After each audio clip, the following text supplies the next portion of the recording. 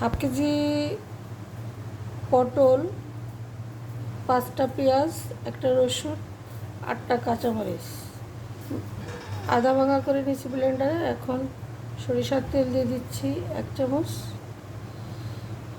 মাখিয়ে ভাজি করে নেব। এখন ঢেকে জালটা ধরিয়ে দেব।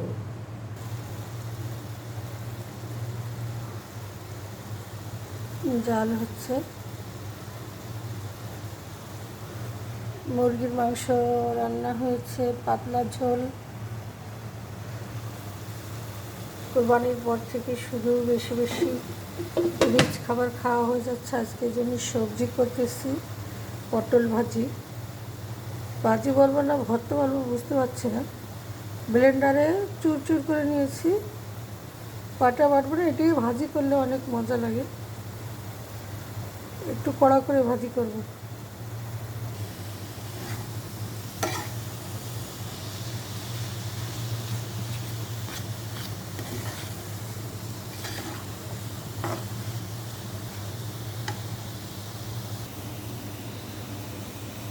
এখানে প্রেসার কুকারে ভাত চড়িয়ে দিয়েছি। 1 বাসি দিলেই ভাত হয়ে যায়, আর বসা ভাত অনেক ভালো হয়। সবসময় আমি প্রেসার কুকারে রান্না করি, তাড়াতাড়ি হয়ে যায় এই জন্য। আর মুরগির মাংসটাও যে, আর এখানে হচ্ছে পটল। খুব চমৎকার একটা ফ্লেভার আসতেছে, যেহেতু খোসা শুদ্ধ এটাকে গুঁড়ো করা, এই জন্য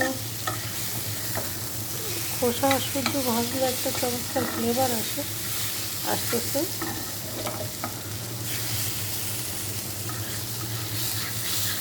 আমার এই ননস্টিক সংসার পুরনো, মানুষ পুরনো, জিনিসপত্রও পুরনো। আমার এই ননস্টিক প্যানটার বয়স 25 বছর। হ্যান্ডেল ছুটে গেছে। মেয়েরা বলে যে এটা দিয়ে রান্না করবে না, কিন্তু অরিজিনাল জার্মানি প্যান এটা এখনও অনেক ভালো, কিচ্ছু লাগে না। দেখে এর সাথে এখনও স্টিকি হয় নাই, এখনও নন স্টিক আছে এত বছর পরেও।